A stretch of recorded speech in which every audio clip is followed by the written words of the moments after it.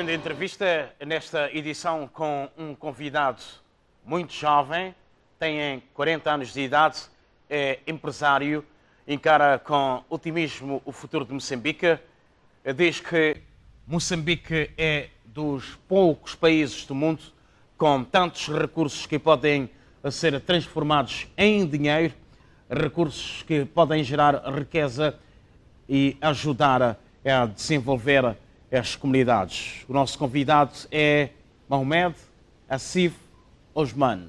Agradecemos a presença aqui nos estúdios da televisão de Moçambique. Quem é? Onde nasceu? Como foi a sua infância, a família e influência familiar?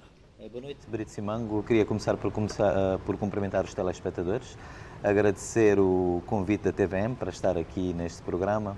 Nós que vivemos nas províncias às vezes sentimos-nos um pouco excluídos de programas desta natureza, pelo que tenho que cumprimentar o Brito Simango, a produção, a sua equipa, por pela primeira vez, julgo eu, ter alguém que não seja de Maputo ou que não viva em Maputo neste programa. É a primeira vez. É, não é? Pronto, fico bastante contente por isso. Também quero lhe agradecer as palavras elogiosas que acabou de me dirigir.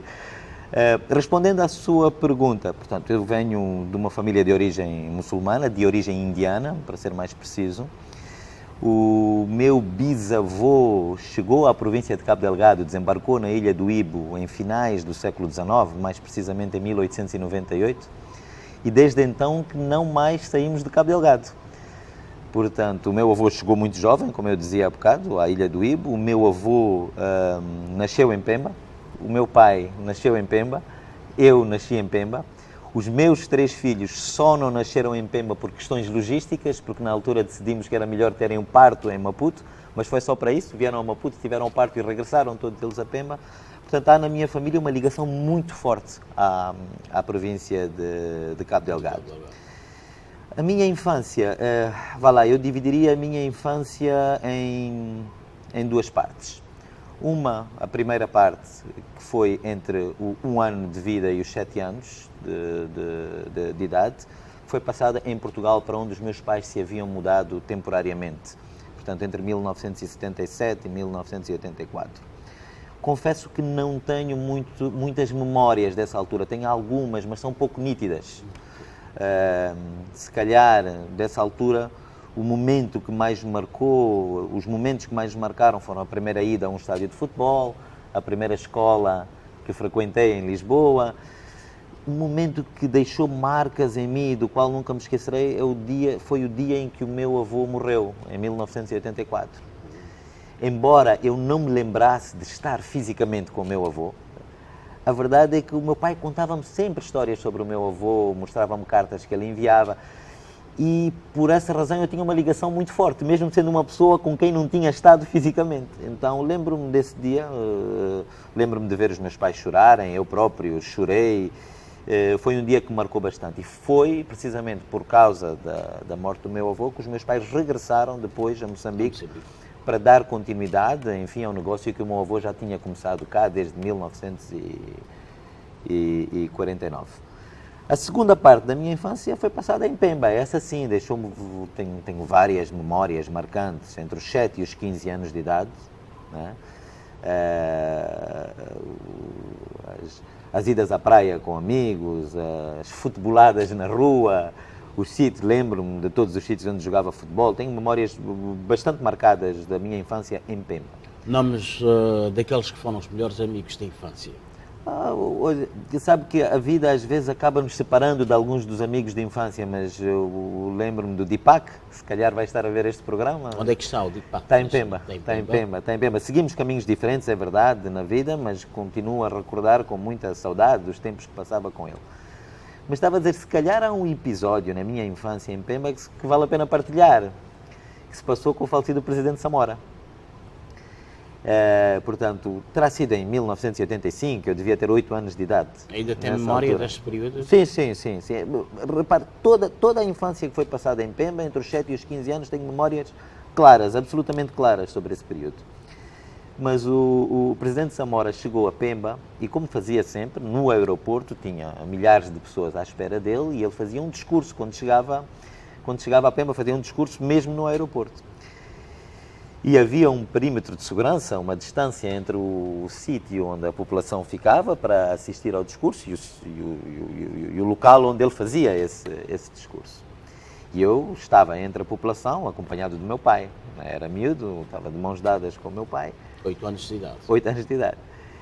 E, de repente, largo a mão do meu pai e percorro aquela distância toda, que não era pequena, deviam ser 200 metros, seguramente. Aquela distância toda que separava a população do local onde estava o presidente Samora preparado para iniciar o seu discurso. Curiosamente, não fui interpelado por nenhum segurança, nada, absolutamente nada. Deixaram-me percorrer aquela distância toda até que cheguei perto do presidente Samora e toquei-lhe na cintura, eu era pequenino, né? Ele baixou a cabeça e pôs-se a falar comigo, uma conversa banal entre um adulto e uma criança, né? Quem eu era, o que é que eu fazia, onde é que estudava, em que classe é que estava e quem era o meu pai. Pronto, eu fui responder das perguntas, ele pediu para chamar o meu pai. Fui chamar o meu pai, foi lá, cumprimentou o presidente e regressamos depois. O que é engraçado é que durante muito tempo eu tornei-me uma criança popular em Pemba, que é uma cidade pequena, né? Que toda a gente dizia, você é aquele que foi cumprimentar o presidente Samora. E o meu pai também contava esta história, visivelmente orgulhoso, né? Do feito do seu filho, e até dizia com algum humor, dizia, eu pensei, quando o presidente Samora mandou-me chamar, eu pensei, bem, é hoje que este miúdo me vai levar para a prisão.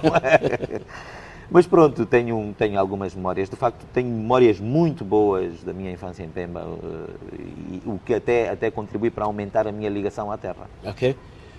Fez o mestrado em gestão empresarial entre 2009 e 2011 pela Business School em Espanha.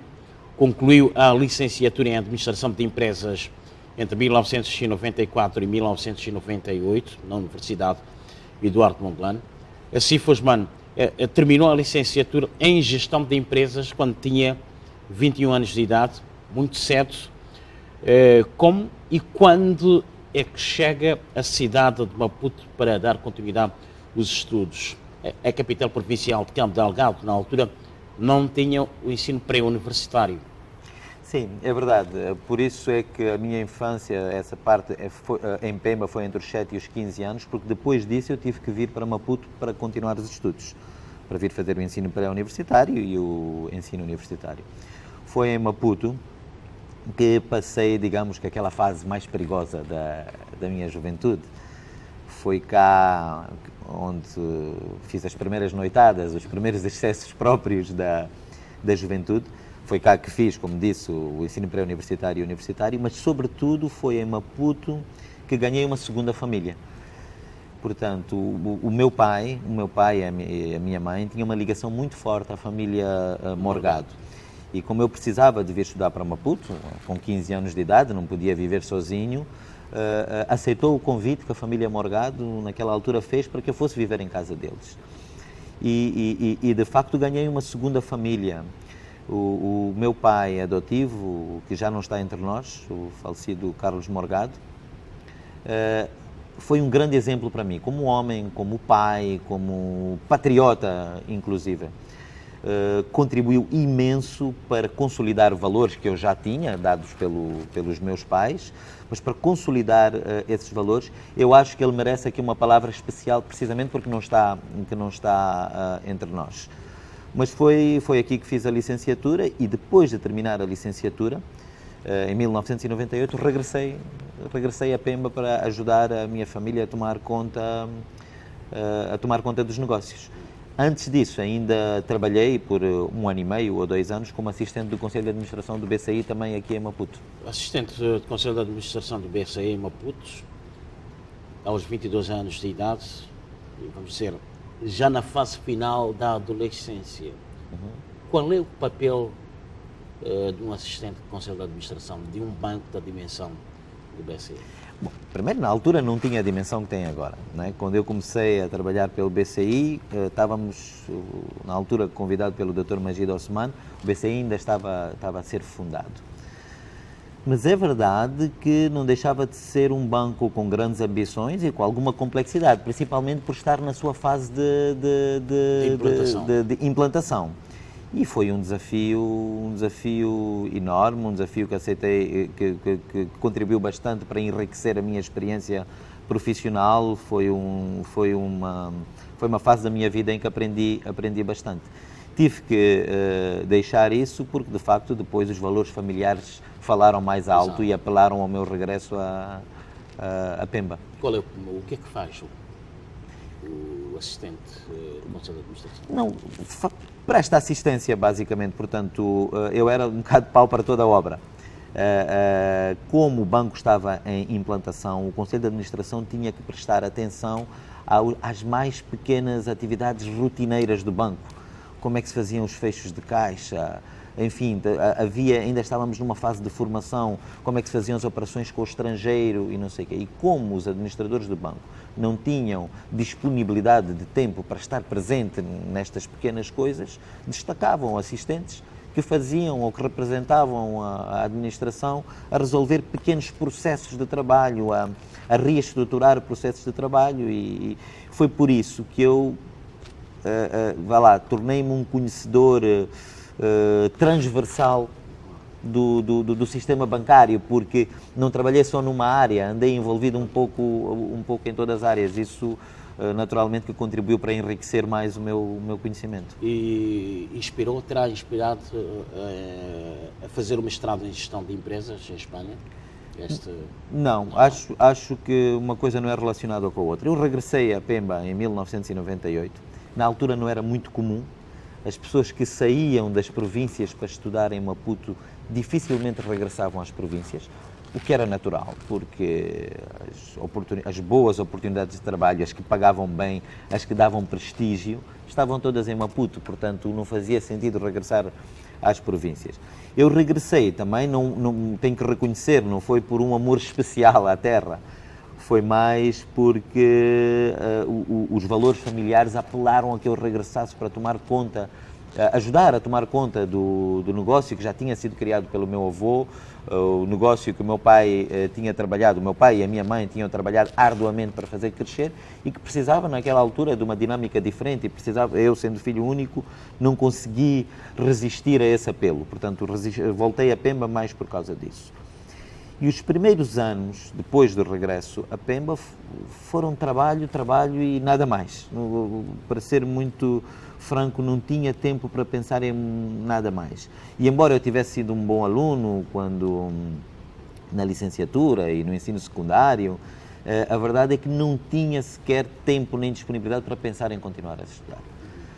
Só 11 anos depois de estar em Pemba é que decidi fazer o mestrado. Nessa altura já não foi por necessidade de enriquecer o meu currículo, porque sendo empresário por conta própria, essa questão até nem se colocava. Foi mesmo um desafio que me coloquei a mim próprio e aceitei fazer o mestrado.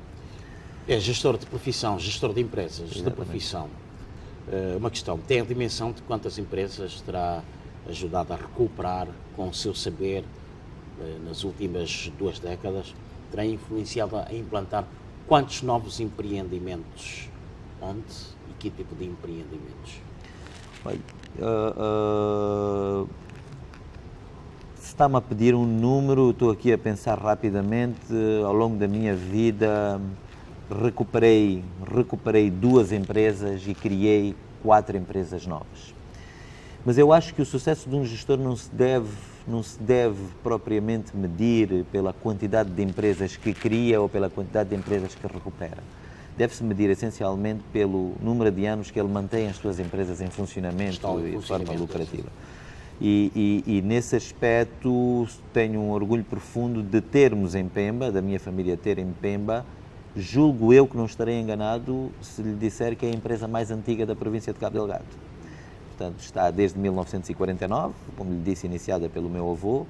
O meu pai fez um grande trabalho fazendo-a crescer e dando-lhe uma dimensão mais nacional, em alguns casos até internacional, e eu estou a tentar, na medida do possível, dar continuidade a esse trabalho e estar à altura do nome que o meu avô e o meu pai criaram. Portanto, acho que sim, considero-me um empresário de sucesso nessa matéria, por ter mantido a empresa, ou por continuar a manter a empresa em funcionamento durante tanto tempo e por estar a crescer constantemente. Está ligado em que áreas a empresa? É multifacetada neste momento. Estamos na área do comércio, essa continua a ser ainda a grande vaca leiteira do negócio, né? Mas estamos na imobiliária, onde estamos a fazer investimentos avultadíssimos. Exclusivamente na província de Cabo Delgado, os investimentos? A parte imobiliária sim, mas estamos também na indústria, na logística, estamos no turismo. Portanto, neste momento, embora o grosso do nosso negócio continue a ser em Cabo Delgado, a verdade é que já nos expandimos um bocadinho pelo país, estamos na província de Sofala e temos inclusive alguns negócios fora do país, concretamente no Dubai e em Portugal. E como é que chega a empresário? Esta inspiração da família? Acho que sim, foi um processo natural. Sendo filho único, teria que dar continuidade àquilo que a minha família tinha iniciado. Para dizer a verdade, o meu sonho de infância não era ser gestor de empresas, nem era ser economista, mas isso acontece com muitas crianças e depois adaptam-se à realidade. Mas foi um processo natural e hoje em dia realiza-me completamente o que faço, portanto não tenho nenhuma amargura em relação a isso. Gosto de ser empresário, gosto de ser gestor de empresas. Está ligado como empresário, está na área imobiliária? Sim, é na área do comércio, na área imobiliária, na área de indústria, na área de turismo. Portanto, eu sou o CEO do grupo, portanto tenho que fazer um pouco de tudo. É empresário de sucesso, afirmou há bem pouco tempo? Sim, eu considero que sim. Agora, o importante é não estarmos conformados ou resignados ao sucesso que já temos. É preciso continuarmos a ser ambiciosos. O sucesso, costumo dizer, é dinâmico, não é um conceito estático. Não é? Qual é o segredo para uma boa gestão numa determinada empresa? A questão de gestão levanta-se muito. Vamos lá, eu prefiro falar isso de uma forma mais abrangente. O segredo para o sucesso, penso nisso várias vezes. Eu acho que antes de falarmos das nossas qualidades profissionais, das nossas qualidades técnicas, é absolutamente essencial termos equilíbrio na nossa vida pessoal e na nossa vida familiar. Nesse aspecto, considero-me uma pessoa de sorte, sou casado com uma mulher fantástica, tenho 3 filhos maravilhosos, tenho uma razão para voltar a casa todos os dias à noite, uma boa razão para voltar a casa. Sem esse equilíbrio familiar, sem esse equilíbrio na vida pessoal, não só o sucesso seria difícil de alcançar, como seria desprovido de qualquer significado. Quer dizer, de que é que serve nós termos sucesso na vida profissional se não pudermos desfrutar desse sucesso depois na nossa vida familiar e na nossa vida pessoal? Depois, sim, é importante termos algumas qualidades profissionais, qualidades técnicas. É preciso sermos competentes, é preciso sermos empenhados, sérios. E quando eu digo ser sérios, não me refiro só aos valores de honestidade, de ética. Seriedade no sentido de levar a sério o seu trabalho, quer dizer, levar a sério os compromissos que assume. Muitas vezes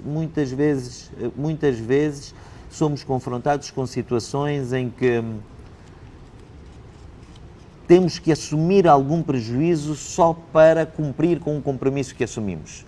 E eu acho que nesse tipo de situações não devemos vacilar, nem que isso implique num determinado momento, um prejuízo, nós temos que assumir os compromissos que assumimos. Portanto, essa parte do empenho, da seriedade, competência, como já disse, vontade de trabalhar, eu acho que o sucesso acaba por aparecer naturalmente. Existe em Moçambique uma verdadeira classe empresarial, é aquela classe que atua em bloco, em defesa dos seus interesses? Existe em Moçambique, naturalmente, um conjunto de empresários. Existem muitos empresários. O que é que se refere concretamente? Não, há empresários que têm ambição, que têm qualidade, que têm agressividade no bom sentido da palavra. Isso existe, sem dúvida. Pode-se perguntar se, em termos de dimensão, nós temos empresários, enfim, de grande dimensão. Se calhar ainda não temos, mas isto anda um bocado a reboque da nossa economia. À medida que a nossa economia for crescendo, provavelmente começam a surgir empresários com dimensão maior. A nível qualitativo, também acho que os nossos empresários precisam de melhorar, precisam de elevar, de renovar as suas competências, até para estar à altura dos desafios que a economia vai colocar nos próximos anos, nomeadamente no que diz respeito à indústria do petróleo e gás. Mas se existe uma verdadeira classe empresarial que atua como um bloco, como dizia há bocado, em defesa de interesses comuns, eu tenho as minhas dúvidas. Não se revê na Confederação das Associações Económicas quando diz que tem algumas dúvidas? Não, tenho algumas dúvidas porque o próprio empresariado ainda não tem esta cultura associativista, ainda tem uma cultura um bocado egocêntrica. É preciso fazer um trabalho muito forte para promover essa cultura associativista. E se calhar o CTA poderia ter um papel a desempenhar na promoção dessa cultura associativista. Eu, enfim, em intervenções públicas, inclusive aqui na TVM, já manifestei por diversas vezes o meu ceticismo em relação ao funcionamento, em relação à eficiência, em relação à eficácia do CTA. Não quero agora estar a dar voz a essas críticas, até porque o CTA acaba de sair de uma disputa eleitoral bastante intensa, bastante conturbada, e temos que dar algum tempo ao novo elenco diretivo para fazer o seu trabalho e esperar que eles consigam desenvolver o seu trabalho. Mas acho que o CTA, no passado, não deu o contributo que devia ter dado para promover esta cultura associativista, e temos que esperar que passe agora a fazer o seu papel. Eu tenho algumas dúvidas sobre este modelo. Portanto, o CTA tem esta vantagem de ser o interlocutor único e privilegiado com o governo no diálogo público-privado. Eu começo a ter as minhas dúvidas sobre se este modelo de haver apenas um interlocutor tem condições para ser eficaz. Qual seria o modelo ideal? Eu não tenho memória, é verdade que ainda não fiz uma investigação profunda, mas não tenho memória ou não tenho conhecimento de nenhum outro país onde existe este modelo, em que haja apenas um interlocutor em representação do setor privado com o governo. Eu acho que não há problema em termos vários interlocutores, até porque é muito difícil.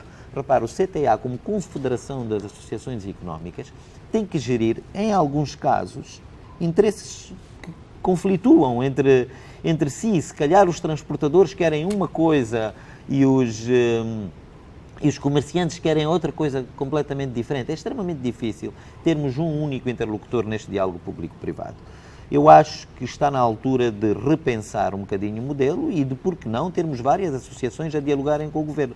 Até porque, não estou a dizer que seja esse o caso, nem me parece que seja essa a intenção, até porque havendo só um interlocutor, seria, se o governo quisesse e se tivesse vontade de manipular o funcionamento dessa entidade, seria muito mais fácil tendo um único interlocutor, enquanto que se tivermos vários, essa manipulação tornar-se-ia bastante mais difícil. Pode fazer uma antevisão da economia moçambicana nos próximos anos, até 2022? Que economia vamos ter com o início da exploração, sobretudo do gás natural liquefeito?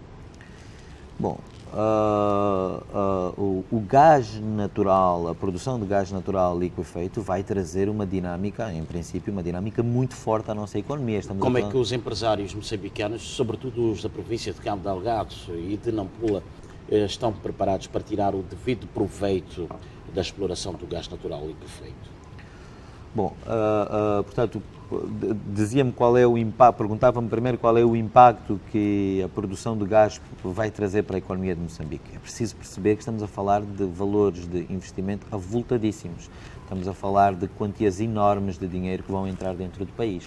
Obviamente que a entrada desses valores vai trazer alguma dinâmica à nossa economia, não temos como fugir disso. Mas é preciso ter em consideração o facto de que a exploração de recursos naturais desta natureza, embora seja em termos quantitativos muito bom para a nossa economia, em termos qualitativos deixa um bocado a desejar, porque a distribuição dessa riqueza é bastante concentrada. E o país, amplo como é e num estado de pobreza como está atualmente, precisa de distribuir riqueza. E aí o papel do Estado, o papel do Governo é importante, portanto, é em captar impostos, coletar impostos provenientes da atividade do gás e distribuir por outros setores da economia. Com a situação da nossa dívida pública, a capacidade de coletar impostos para distribuir por outros recursos é bastante mais reduzida por parte do nosso governo. Nós temos que ter consciência disso. Nós não podemos, de forma alguma, desprezar a necessidade de diversificar a nossa economia. Impõe-se a diversificação da economia. Mas não há a mais pequena dúvida, e isso não pode ser só a nível da retórica ou a nível do discurso. Há potencial para diversificar a economia, a produção nacional? Olha, conheço muito poucos países no mundo que tenham potencial para diversificar a nossa economia como Moçambique. E quais são as bases que sustentam esta afirmação? Nós temos potencial na área dos recursos naturais, falava agora do gás, fala-se inclusive de petróleo, daqui a uns anos podemos estar a falar de petróleo. Temos carvão, temos areias pesadas, temos uma série de recursos naturais, por um lado. Temos potencial turístico, praias belíssimas, temos potencial agrícola, temos terra fértil pelo país inteiro. Portanto, não há setor, não conheço um setor da economia em que nós não tenhamos potencial. O problema é que desenvolver determinados setores da economia dá trabalho, dá muito trabalho e leva tempo. E nós temos tendência para não sermos persistentes, para não conseguirmos pensar no longo prazo. Nós pensamos apenas nos resultados imediatos. Neste momento eu vejo com muito apreço o empenho do atual governo em, por exemplo, massificar a produção, em aumentar a produção e a produtividade, concretamente no setor agrícola. Esta campanha lançada pelo Presidente da República está a ter algum impacto? Olha, nem que seja apenas ao nível da motivação das pessoas. Ter um Presidente da República a martelar sobre este assunto, passa a expressão, todos os dias na televisão, nos discursos, nos comícios, nas visitas que faz aos ministérios, nas visitas que faz às províncias, é importante para motivar as pessoas a produzirem. Agora, o que é fundamental é que, primeiro, isto passa um pouco do discurso à prática, ainda é um bocado cedo para avaliar os resultados práticos, mas, sobretudo, que isto não seja uma coisa temporária que advém da crise que nós estamos a ultrapassar, que estamos agora a passar. É preciso recordar que Moçambique já esteve sobre as teias do FMI há uns anos atrás e saiu dessas teias com sucesso. A verdade é que tudo isto que estamos a tentar fazer agora, que é aumentar a produção e aumentar a produtividade, podia e devia ter sido feito nessa altura e não foi. Isso levou a que, passados alguns anos, estejamos outra vez na situação em que estamos e que tenhamos que outra vez estar nas teias do FMI. Temos que ter aprendido esta lição e garantir, porque nós estamos constantemente a falar da austeridade que se vai que vamos viver, que estamos a viver e que vamos continuar a viver nos próximos anos. E eu acho importante falarmos dessa austeridade até para preparar as pessoas para os sacrifícios. Mas temos que falar sobretudo no período pós-austeridade. Isto é, quando um dia nós conseguirmos, e acredito que vamos conseguir, sair deste plano de contenção de despesa pública e tudo isso que vai ser imposto pelo FMI, temos que ter criado ao longo destes anos condições para termos a tal economia diversificada e para nunca mais precisarmos de estar sobre as teias do FMI. Isto é, não cometermos o erro que cometemos da outra vez. Portanto, é importante que este discurso sobre o aumento da produção, sobre o aumento da produtividade, este discurso sobre a diversificação da economia, não seja uma coisa pontual de agora porque estamos aflitos e que depois de entrar dinheiro na nossa economia, depois do gás começar a ser explorado, toda a gente se esqueça disto outra vez e comecemos outra vez a gastar dinheiro sem critério, a ter despesa pública sem rigor e criarmos condições para daqui a 20 anos, quem sabe, voltarmos a estar em crise outra vez. Portanto, é preciso ter esta capacidade de pensar a longo prazo e de manter este rigor de gestão, esta necessidade de aumentar a produtividade, de ir buscar eficiências, esta criatividade na geração de recursos, manter para sempre e não apenas numa situação pontual como a que temos agora. Eu vou insistir no assunto de gás. A italiana ENA, a CNPC da China com o gás da Coreia do Sul, a portuguesa Galp, a ENH de Moçambique, todas as concessionárias da área Coral Sul, juntas deram o último sinal, a última decisão. Há semanas aqui em Maputo, em termos de financiamento para o início da construção da primeira fábrica flutuante de liquefação do gás natural, num investimento bilionário. A questão é esta, o conteúdo local. Até que ponto os empresários moçambicanos estão preparados para tirar o máximo proveito? Bom, primeiro, acho que o conteúdo, agora até já se chama mais conteúdo nacional e não propriamente conteúdo local. O conteúdo nacional pode ser visto sob duas perspectivas. Primeiro, o Estado moçambicano pode e deve fazer alguma pressão sobre estas empresas para promover o conteúdo nacional o mais possível. Mas é preciso entender que estas empresas têm padrões de qualidade e extremamente exigentes. Portanto, tem que haver por parte do nosso lado, por parte do empresariado, também um trabalho de elevar as nossas competências para podermos estar à altura dos padrões de exigência que estas empresas colocam. Portanto, esta questão do conteúdo nacional ou do conteúdo local não é só um papel a ser desempenhado pelo Estado ou por estas empresas multinacionais. Há um papel por parte dos próprios empresários. Quer dizer, eu não consigo ver nenhuma empresa, salvo raras exceções, mas não seriam, quer dizer, não consigo ver nenhuma empresa multinacional a contratar, por exemplo, mão de obra estrangeira para fazer um determinado trabalho. Mão de obra estrangeira é quem tem que pagar muito mais, a quem tem que comprar uma casa, a quem tem que oferecer um carro, etc, etc. Se tivermos, a nível local, gente com a mesma qualidade e com a mesma capacidade de prestar o mesmo serviço, eu não consigo ver, seria inclusive uma má decisão de gestão.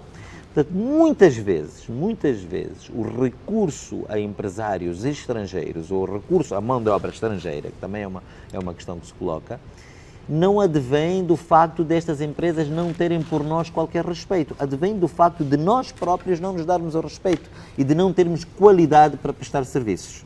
Portanto, para podermos reclamar com mais legitimidade a questão do conteúdo nacional, nós temos que trabalhar primeiro nas nossas próprias competências.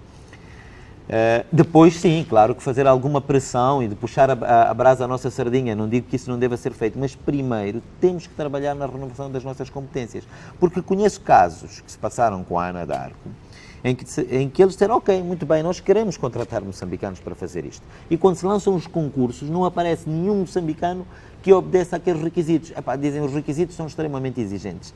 Mas são assim em toda a parte do mundo. Portanto, nós não podemos pedir a uma multinacional como a Ana d'Arco ou como a Eni que altere, pode fazer algumas adaptações, mas que altere profundamente o seu modus operandi para se adequar ao país. Tem que ser um bocado ao contrário. Nós temos que levar as nossas competências para ir ao encontro daquilo que são as exigências deles, porque senão eles vão buscar empresários estrangeiros. Mas estava a falar da decisão da Final Investment Decision que foi tomada agora no Campo Coral, na bacia do Rovuma, com um investimento de cerca de 8 bilhões de dólares. Quando este investimento foi anunciado, há uns meses atrás, eu tive a oportunidade de dizer que as plataformas flutuantes de produção de gás liquefeito são uma tecnologia relativamente nova, inclusive com pouca experiência de aplicação no mundo. Já há experiência, mas com pouca experiência. Poderá ser o terceiro país no mundo a ter uma planta de grande dimensão. Quando foi descoberta, entre aspas, esta tecnologia, ela é bem recebida na indústria, nos meandros da indústria do gás. Essa tecnologia é bem recebida por dois motivos. Primeiro, porque torna a produção do gás mais barata, de gás liquefeito mais barata para quem está a produzir, portanto para as empresas, não é? Segundo, porque sendo possível processar o gás no alto mar, portanto numa plataforma flutuante, tornou viável a exploração de jazigos de gás que outrora não eram viáveis, porque a construção do pipeline do sítio onde esses jazigos se encontram até terra era extremamente cara. Portanto, agora que é possível termos plataformas flutuantes, havia jazigos que não eram exploráveis e passaram a ser explorados. portanto, sob esse ponto de vista, a tecnologia foi muito bem recebida. Sob o ponto de vista de benefício direto para as economias, há muitas dúvidas. Porquê? Porque as plataformas vêm prontas, são fabricadas em qualquer outra parte do mundo, na China, seja onde for, e vêm para cá prontas. A dinâmica criada pelo investimento, quando, por exemplo, a unidade de produção de gás é produzida em terra, essa dinâmica que é criada na economia com o investimento, nós vamos deixar de beneficiar dela. Portanto, normalmente, neste tipo de situações, quando os governos negociam com as multinacionais e aceitam as plataformas flutuantes, têm que pedir benefícios adicionais. Muito bem, ok, vão fazer plataforma flutuante em vez de uma plataforma normal, mas têm que nos dar este e aquele benefício adicional. Eu não conheço o pacote negocial, portanto não sei, não posso avaliar até que ponto é que isso foi bem negociado ou não. Mas também temos que perceber que o país está numa situação em que a nossa força negocial é bastante reduzida neste momento. Estou convencido de que este acordo com a INA terá sido aceito pelo Governo, porque de facto não tínhamos muitas outras alternativas e é preciso começar a dinamizar a economia de alguma forma. Eu, como gestor de empresas e empresário, algum comentário relativamente às decisões tomadas pelo Banco de Moçambique? O Banco Central diz ter tomado decisões corajosas que até culminaram com a liquidação do nosso banco. Houve a intervenção do Banco Central no Mozabanco, que esteve à beira de colapso. Os acionistas não conseguiram recapitalizar o Mozabanco no tempo legalmente previsto. Entretanto, a sociedade gestora do Fundo de Pensões dos Trabalhadores do Banco de Moçambique ganhou concurso para a recapitalização do Mozabanco, após a desistência dos seus acionistas de exercício de direito de preferência. O Fundo de Pensões dos Funcionários do Banco de Moçambique é o maior acionista deste momento, com 80% de capital, e vai injetar mais de 8 mil milhões de meticais, cerca de 160 milhões de dólares americanos. Do ponto de vista legal, qual é o comentário? Foi a decisão acertada? Bom, é verdade que eu não sou jurista, mas naturalmente que sendo esse um tema da atualidade, procurei informar-me e parece-me que do ponto de vista legal, estritamente legal, não há conflito de interesses absolutamente nenhum, porque o Fundo de Pensões do Banco de Moçambique é uma entidade completamente independente do Banco de Moçambique propriamente dito.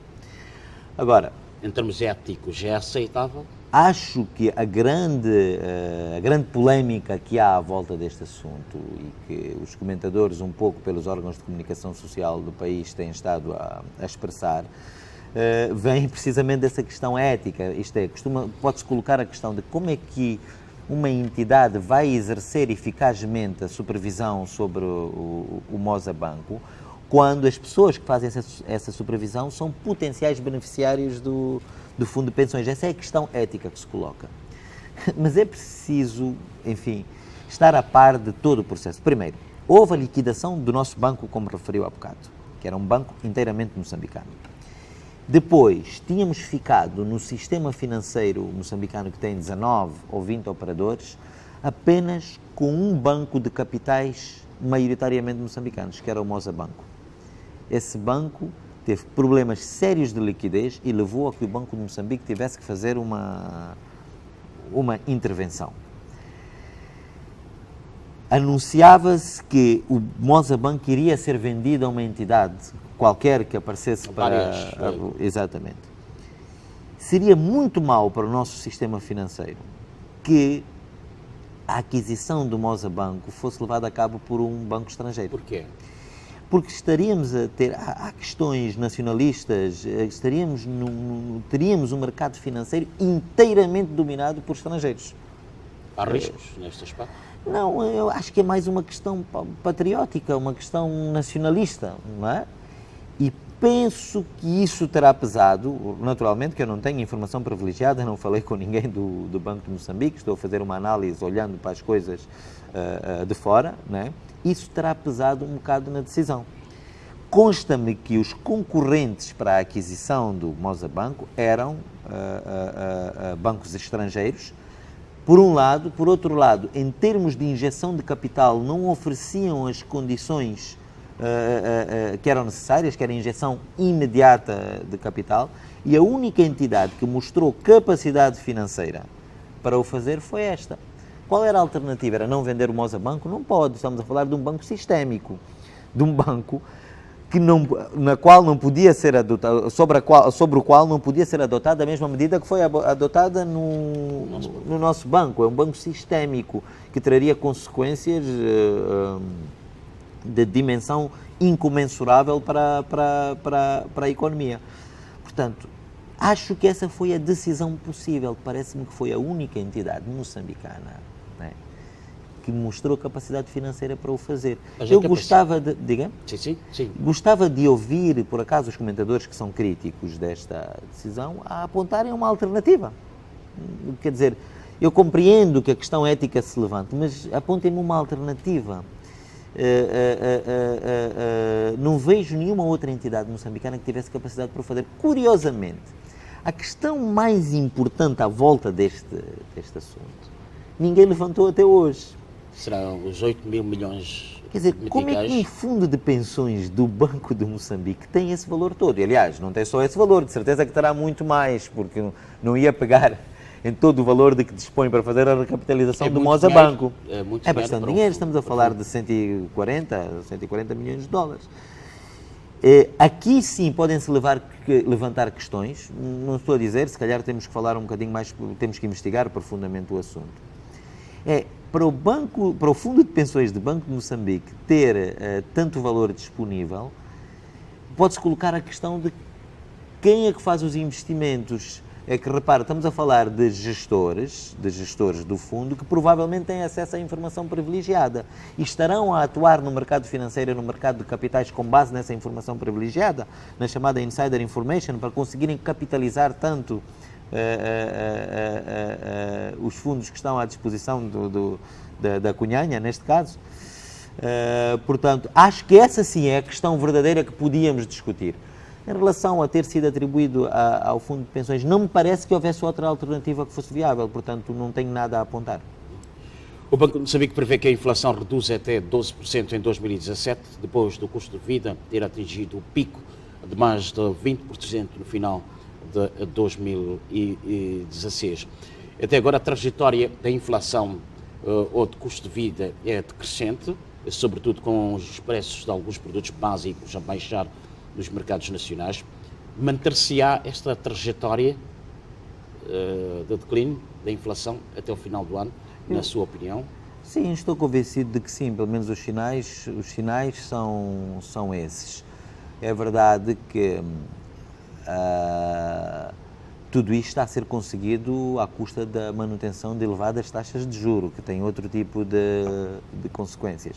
Mas eu compreendo que do lado da política monetária não tenhamos outra solução, é preciso avançar, é preciso manter as taxas de juros a um nível elevado para que de facto possamos controlar a oferta de moeda e por via disso controlar a inflação. Estou convencido de que sim, que esta tendência de decréscimo do custo de vida vai continuar até o final do ano. É preciso, atenção, da mesma forma que não foi boa a desvalorização galopante que vivemos da nossa moeda no ano passado, a valorização galopante também não deve ser boa. E, aliás, eu senti agora nas últimas semanas que, ao ver que o metical estava a valorizar muito rapidamente, o Banco Central terá tomado medidas para refrear um bocadinho, de forma a garantir que essa valorização seja mais... Põe em causa as exportações? Os empresários não gostam muito da incerteza. O que é que se passa? Se nós começamos a ver que todos os dias o metical está a valorizar, isto é, o dólar não diria o dólar a desvalorizar, o metical está-se a tornar mais forte, as pessoas vão guardar o metical. Percebe? Não, é melhor eu guardar o metical. Começam a atuar sobre o mercado da moeda de forma especulativa. Portanto, e a pior coisa que pode acontecer numa economia é a incerteza, não é? Portanto, mais do que valorizar ou desvalorizar, o importante é atingirmos o tal ponto da estabilidade e dizermos, bom, agora a moeda está estável. Seria o ponto de estabilidade? 55 meticais do dólar 55 meticais o dólar, 45 para manter-se o Algures, equilíbrio eu com o acho que negócio das algures, exportações. eu acho que algures entre os 50 e os 55 É o ideal. é o ideal, mas isso tem que ser atingido gradualmente. Portanto, nós neste momento andamos nos 61, né? 61, não pode ser em uma semana que se pede que a moeda valoriza 10%. Portanto, para passar de 61 para 55 tinha que valorizar 10 ou 11%. Isto não pode acontecer nem em uma semana, nem em duas, nem em um mês. Tem que ser um processo muito gradual e acho que devia ocorrer num período de 6 meses que falta até o final do ano. Na sua opinião, quais foram as medidas de forte impacto tomadas pelo Banco de Moçambique depois da tomada de posse do governador Rogério Zandamela, com a exceção da liquidação do nosso banco e da intervenção que foi feita ao Mozabanco, ou outras medidas de destaque? Vê-se claramente uma vontade de reorganizar o sistema financeiro, agora esta questão da prime rate única, houve a questão daquela subida que pareceu bastante drástica, que foi feita de uma só vez, de 6 pontos percentuais nas taxas de juro, que aconteceu, salvo erro, em outubro ou em novembro. Naquela altura as pessoas foram apanhadas de surpresa, mas é tal história, foi melhor aumentar de uma única vez 6% e depois manter estável durante 6 meses, do que estar todos os meses a aumentar 1%. Isso leva a que haja incerteza e os empresários, a economia não gosta de incerteza, prefere trabalhar sobre cenários de estabilidade. Portanto, acho que a atuação do Banco Central, com o novo governador do Banco de Moçambique, é corajosa, é bastante assertiva. Agora, nós precisamos de ter consciência, ainda ontem discutia isto com um amigo, com um irmão praticamente, que não me autorizou a revelar o nome, mas nós temos política, o país está neste momento a precisar de políticas monetárias e políticas fiscais de contração. Não tem. Portanto, no sentido de aumentar as taxas de juros é uma política contracionista, é uma política económica contracionista, reduzir a despesa pública é uma política económica contracionista, né? Por um lado, portanto, apesar de termos essas medidas de contração, nós temos que encontrar formas alternativas, isto é, fora da política fiscal e da política monetária, formas alternativas e criativas de estimular a economia. Quais seriam uma das alternativas? Não, com programas de desenvolvimento, usando fundos doados por outros países e tudo isso. Mas a verdade é que nós, neste momento, temos um Ministério da Economia e Finanças. Não faz sentido nós termos estes dois setores dentro do mesmo Ministério. Por que não faz sentido? Porque no atual cenário, a parte financeira, que seria o Ministério das Finanças, tem que adotar medidas de contração, de redução da despesa pública. E a parte da economia tem que adotar medidas de estimulação da economia. Ter estes dois objetivos paradoxais sobre o mesmo teto não me parece que seja uma boa opção nesta altura. Portanto, os países que normalmente têm um Ministério da Economia e Finanças dentro do mesmo teto são países que têm uma situação orçamental, uma situação de contas públicas que lhe permite, a nível da política fiscal, estimular a economia. Nós não temos essa situação, portanto, nós tínhamos que ter um Ministério da Economia separado do Ministério das Finanças. Isto era uma coisa que eu acho que o nosso governo, é claro que estas coisas não se podem fazer de um momento para o outro, né? Mudar a orgânica de um governo, mas eu acho que é uma coisa que o nosso governo devia pensar rapidamente em fazer. Isto, portanto, trago esta questão ao lume porque me fez a pergunta sobre as políticas do Banco Central. Eu reconheço que elas são assertivas, mas temos que saber que elas são contracionistas. Mas nós, como precisamos de estimular a economia, precisamos de ir buscar métodos alternativos fora da política fiscal, fora da política monetária, para poder estimular a economia. Assim foi, mano. O Comitê de Política Monetária do Banco de Moçambique decidiu fixar o nível da taxa do mercado monetário interbancário em Moçambique em 21% e a alterar com efeitos a partir de 7 do mês em curso, já este mês, o regime de constituição de reservas obrigatórias de base diária para base média de 30 dias. Algum comentário a esta decisão? Que impacto vai trazer esta medida? Não, a tal taxa única de 21,75%, acho, já tínhamos falado, portanto, aumenta a transparência no mercado, até para o consumidor dos serviços bancários, não é? E acho que confere ao Banco de Moçambique também um maior controle sobre as taxas de juros no mercado. Em relação à segunda medida, acho que é uma medida mais de caráter técnico que vem conferir alguma flexibilidade. Isto é, as reservas obrigatórias, ao que parece, é verdade que eu não estou muito por dentro do assunto, mas ao que parece, eram feitas numa base diária. Isto é, imagine que um banco precisava de ter uma reserva obrigatória de 1000 meticais. Isto é apenas um exemplo puramente académico, não é? Se precisava de ter uma reserva de 1000 meticais, tinha que apresentar esse saldo todos os dias.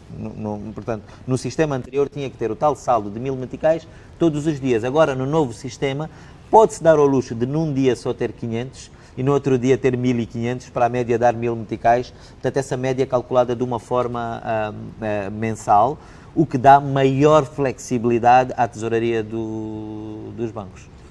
No quadro de reforço da solidariedade das instituições financeiras e em linha com as boas práticas internacionais, o Banco de Moçambique ajustou algumas normas prudenciais, tendo deliberado o aumento num prazo máximo de 3 anos do valor do capital social mínimo dos bancos comerciais de 70 milhões de meticais para 1.700 milhões. Sim. Sim, é de forma a garantir que de facto tenhamos um sistema financeiro mais robusto, não é?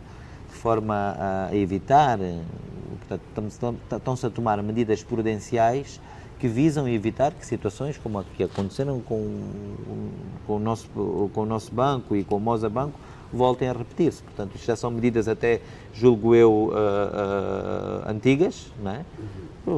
Que são assertivas, um bocado à semelhança do que tem sido a atuação do Banco Central. Um bocado à semelhança do que tem sido a atuação do Banco Central de uma forma geral.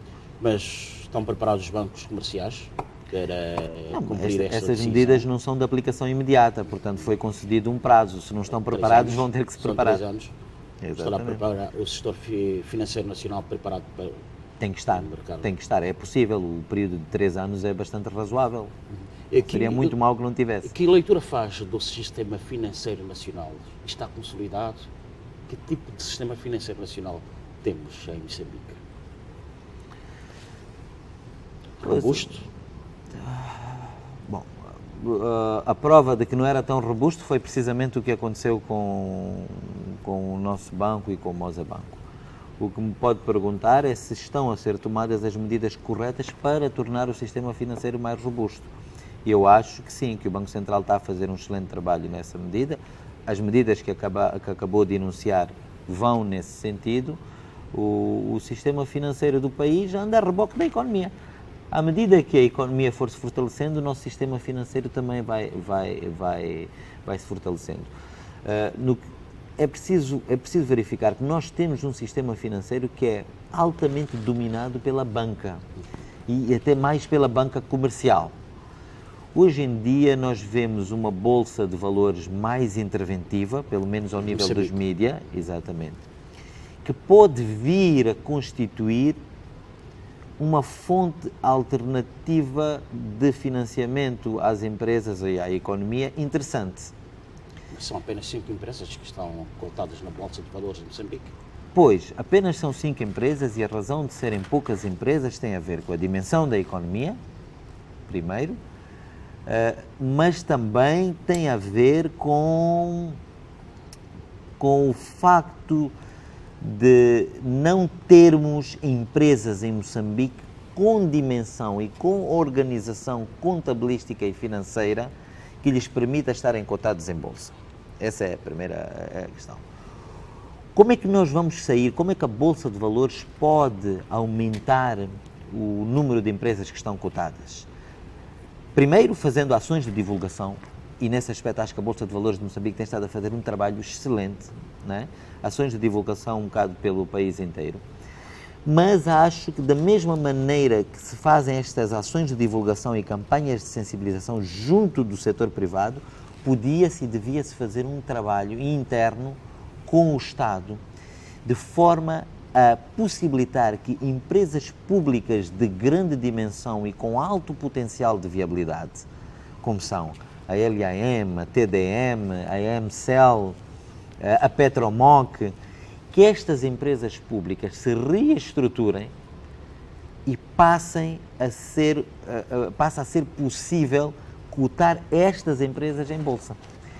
Isto, de facto, permitiria que aumentasse drasticamente o número de empresas cotadas na Bolsa de Valores de Moçambique e aumentasse o apetite dos investidores em utilizar a Bolsa para aplicar as suas poupanças e o apetite das empresas de recorrerem à Bolsa para se financiarem. Vamos para o último ponto,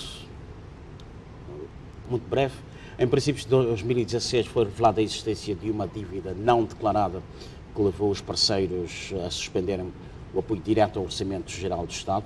O Governo e o Fundo Monetário decidiram avançar com uma auditoria internacional independente, já entregue à PGR.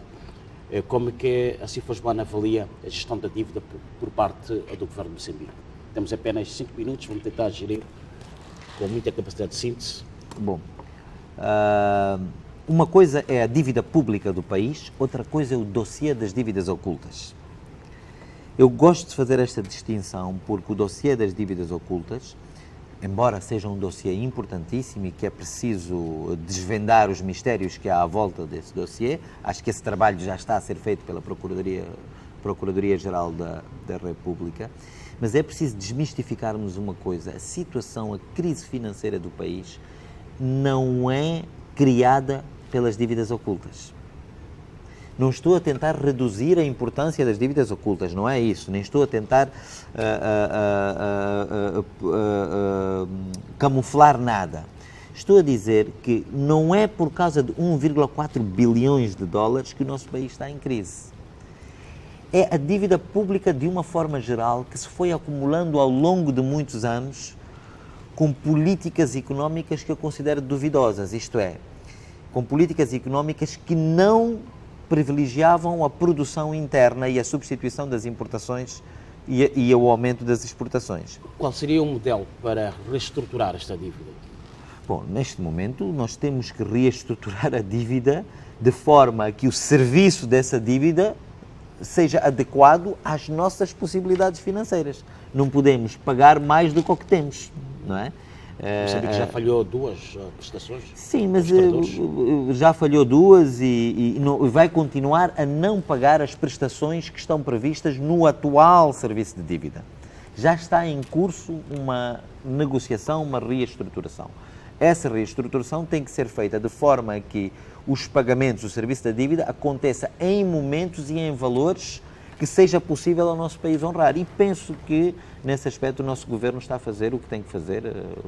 Aliás, nota-se que a comunidade internacional começa a aumentar a confiança, a restaurar a confiança, porque senão não teríamos a INI a fazer a FDI como fez agora, não teríamos alguns dos países a mostrarem a sua disponibilidade em retomar a ajuda direta ao Orçamento Geral do Estado. Portanto, acho que nessa matéria estamos no caminho certo. Acredito que Moçambique, com o tempo, vai pagar a dívida? Sim, não tenha mais pequena dúvida, mas é importante que depois de pagarmos a dívida, já tenhamos criado as condições para não voltarmos a cair nas teias. Quantos anos precisaria o país para pagar a totalidade? Olha, quer dizer, para eu lhe responder de forma assertiva essa pergunta, teria que ter mais informação, não é? Mas julgo que estamos a falar de 5, 6, 7 anos. Mas atenção, não adianta nada pagarmos a dívida se daqui a 20 anos cairmos na armadilha da dívida novamente. Nós, enquanto vamos pagando a dívida, temos que criar as condições para nunca mais ser necessário cairmos na tal armadilha da dívida nas teias do FMI. Estamos na ponta final.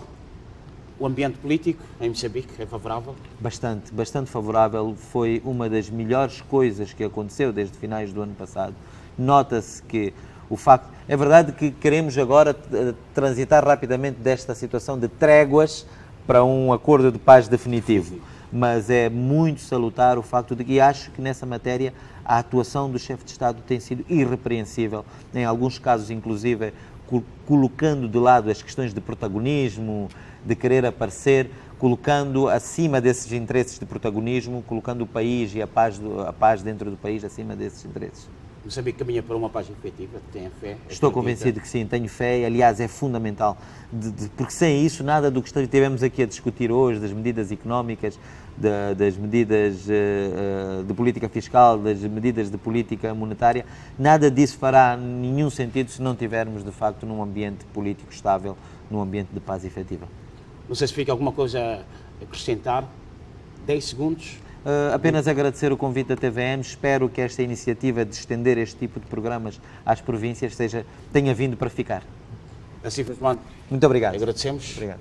Foi o nosso convidado, muito jovem, Mohamed Assif Osman, aqui no programa Grande Entrevista da Televisão de Moçambique.